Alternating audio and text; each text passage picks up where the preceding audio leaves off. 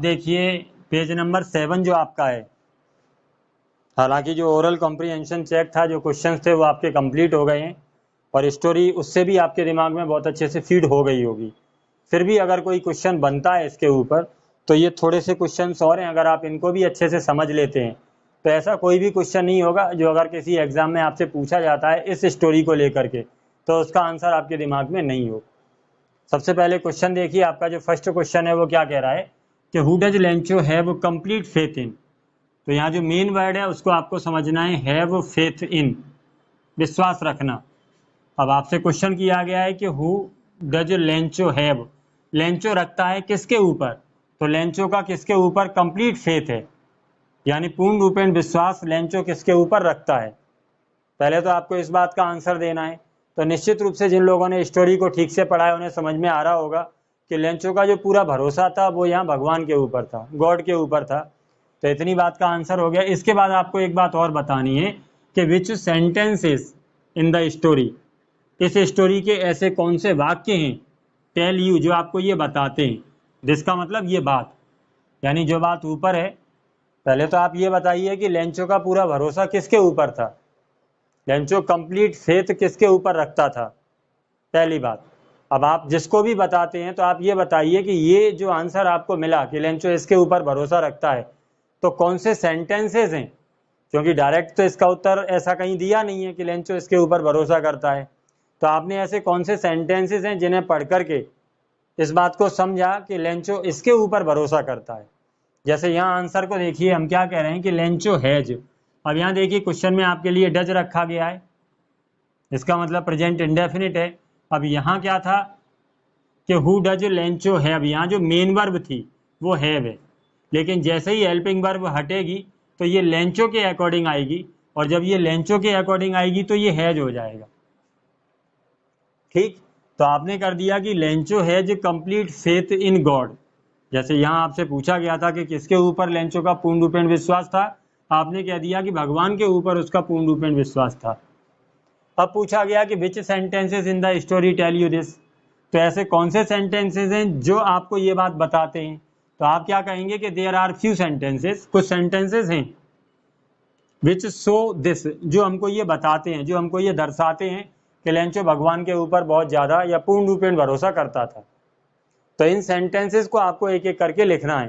हालांकि अगर इस तरीके के जो क्वेश्चंस हैं अगर उनकी बात एग्जाम में करें तो नहीं आ सकते, पॉसिबिलिटी बहुत कम होती है, क्योंकि इस तरीके के क्वेश्चंस में आपको सोचना कुछ नहीं होता, आपको अपने दिमाग से आंसर नहीं देना होता।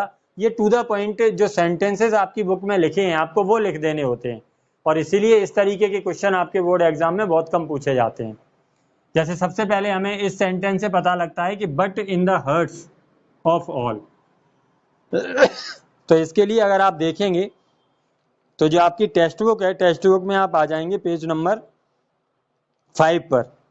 तो पेज नंबर 5 पर अगर आप देखेंगे तो जो आपके क्वेश्चंस दिए हुए हैं और क्वेश्चंस के ठीक नीचे जो पैराग्राफ दिया हुआ है वहीं से आप स्टार्ट कर देंगे। तो जो फर्स्ट सेंटेंस है आपका वहीं से है, एक बार बुक में भी देख लीजिए।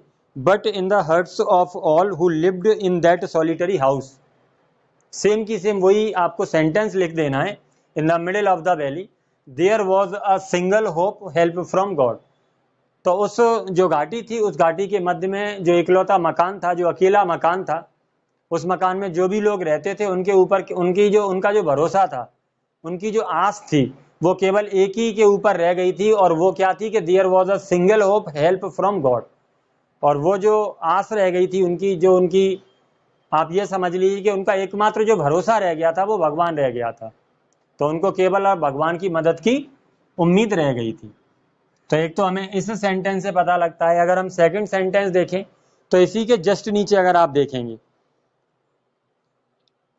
और इसी के जस्ट नीचे का मतलब यहां से ऑल थ्रू द नाइट, जो सेकंड सेंटेंस है कि ऑल थ्रू द नाइट यानी पूरी रात भर Lencho thought only of his one hope. तो पूरी रात भर लेंचो केवल अपनी एक उम्मीद को सोचता रहा, और वो उम्मीद किससे थी? द हेल्प ऑफ गॉड, कि वो केवल भगवान से मदद की उसे उम्मीद थी।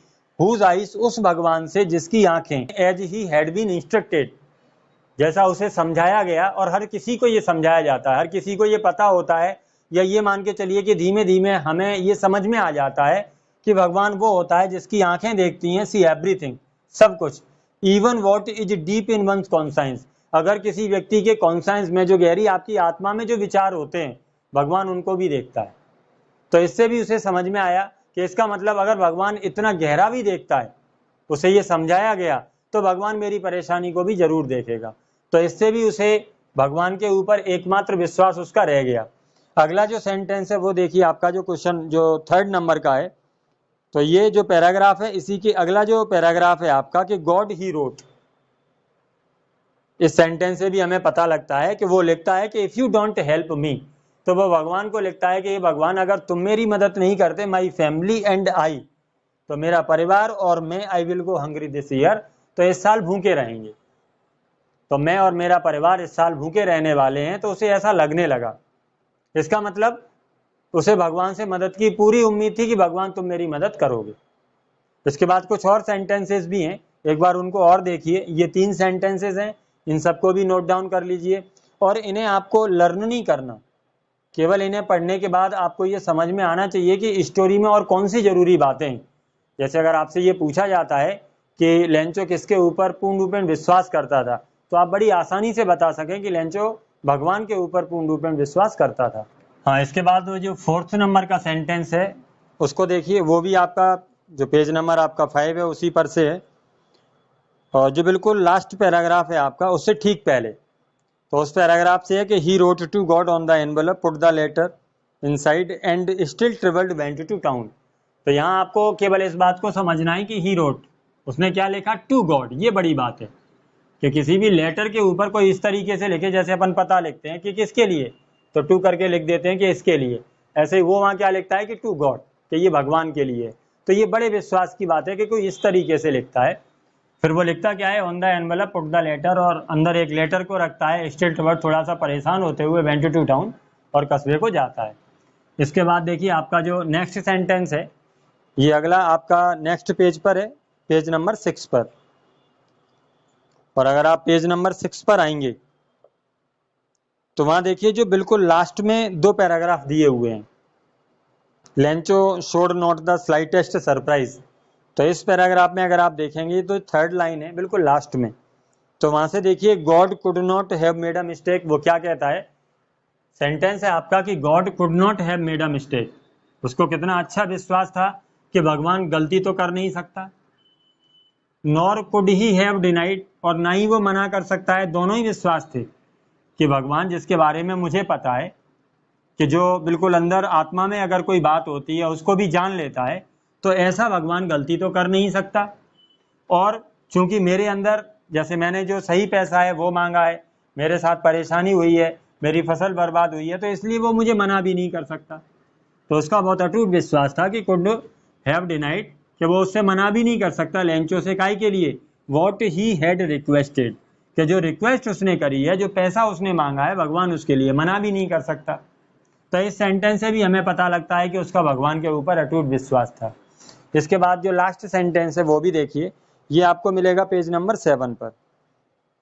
इसमें क्या कहा गया, पेज नंबर 7 पर आपका एक ही पैराग्राफ है, और उसका जो 3rd नंबर की जो लाइन है, इट सेड, तो यहाँ देखिए, it said god of the money that I asked for only 70 पैसोस रीच्ड मी।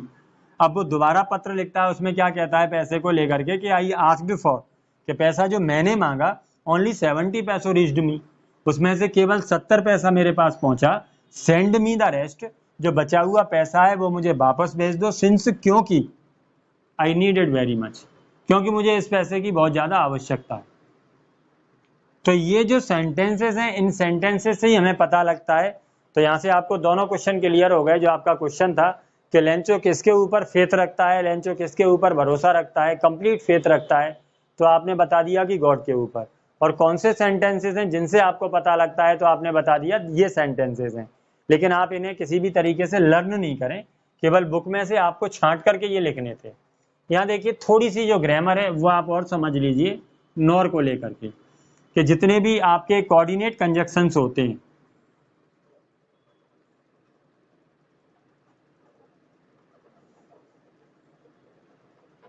हालांकि जब मैं आप लोगों को क्लोज कराऊंगा तो वहाँ ये सारी बातें आपको फिर से बताऊंगा, लेकिन अंग्रेजी की जो सबसे बड़ी प्रॉब्लम है जो मुझे लगती है कि जहाँ हमें ग्रामर की ज़रूरत होती है, जैसे ग्रामर आपको यहाँ ज़रूरत है, लेकिन हम लोग क्या करते हैं कि ग्रामर को बिल्कुल अलग से पढ़ते हैं। तो वहाँ हम केवल सेंटेंसेस में ग्रामर को पढ़ लेते हैं, लेकिन हमें ग्रामर वहाँ इतनी अच्छी क्लियर नहीं हो पाती। रीजन कि जहाँ हमें उसे यूज़ करना चाहिए वहाँ हम ग्रामर पर ध्यान नहीं देते। तो आप जब टेक्स्ट बुक पढ़ रहे होते हैं, आप जब क्वेश्चन कर रहे होते हैं, तो वहाँ आपको ग्रामर को देखना चाहिए। अगर आपने जो सेंटेंसेस में पढ़ा है, जब आपने ग्रामर पढ़ी है, अगर आप उस ग्रामर को इस तरीके से टेक्स्ट बुक पढ़ने में या आंसर को पढ़ने में या आप न्यूज़पेपर पढ़ रहे हैं वहाँ पढ़ने में अगर आप अपनी ग्रामर को लगाते हुए करते हैं तो निश्चित रूप से अंग्रेजी की ग्रामर भी अच्छी होगी और जो चीज़ें आपके सामने रखी हुई हैं वो भी आपको ठीक से समझ में आएंगी। जैसे यहाँ देखिए उसने नॉर का यूज़ किया है, तो नॉर खुद होता क्या है कि नॉर एक कोऑर्डिनेट कंजक्शन है। यहाँ आपको ध्यान रखना है कि जितने भी निगेटिव कोऑर्डिनेटर्स हैं, जो निगेटिव कंजक्शंस हैं, अगर आप जैसे नॉर का मतलब क्या होता है ना, तो इसका अगर जोड़ा देखें, अगर ये कलेटिव कोऑर्डिनेटर के रूप में यूज किया जाता है तब ये नाइदर नॉर होता है। इसी तरीके से अगर आप नॉट ओनली बट आल्सो को देखेंगे तो वहां तो जितने भी निगेटिव कोऑर्डिनेटर्स होते हैं उनसे अगर आप किसी सेंटेंस को स्टार्ट करते हैं तो आपको अपने सेंटेंस को यस नो टाइप इंटेरोगेटिव में बदलना होता है। ये इसकी ग्रामर है। तो इसीलिए यहाँ देखें कि जो नॉर से सेंटेंस स्टार्ट किया गया उस सेंटेंस को यहाँ देखिए सब्जेक्ट से पहले हेल्पिंग वर्ब का यूज किया गया। सब्जेक्ट से पहले हेल्पिंग वर्ब का यूज किया गया, लेकिन क्या आपको यहाँ फुल स्टॉप मिला? नहीं मिला। क्यों नहीं मिला? क्योंकि ये केवल नॉर की वजह से हुआ है। सेंटेंस आपका इंटेरोगेटिव नहीं है, आपकी बात पर जोर देने के लिए हुआ है कि God could not have made a mistake, कि भगवान गलती नहीं कर सकता। हाँ, इसकी जगह पर आप इसमें नाइदर नॉर का भी यूज कर सकते थे। आप चाहते जैसे नॉट को हटा करके यहाँ आप नाइदर का भी यूज कर सकते थे, लेकिन आपने केवल नॉर का यूज किया। तो अगर आप इस तरीके से अकेले नॉर का यूज करते हैं तो आप नॉर से जिस सेंटेंस को स्टार्ट करेंगे आपको उस सेंटेंस को यस नो टाइप इंटेरोगेटिव में बदलना होगा। और यस नो टाइप इंटेरोगेटिव का मतलब है कि केवल हेल्पिंग वर्ब को सब्जेक्ट से पहले लेना होगा। तो इसलिए यहाँ बुक में आपको लिखा मिल रहा है कि nor could he have denied, कि भगवान ना तो गलती कर सकता है और नहीं मना कर सकता है लेंचो को what he had requested. Clear? चलिए इसके बाद देखिए आपका जो नेक्स्ट क्वेश्चन है।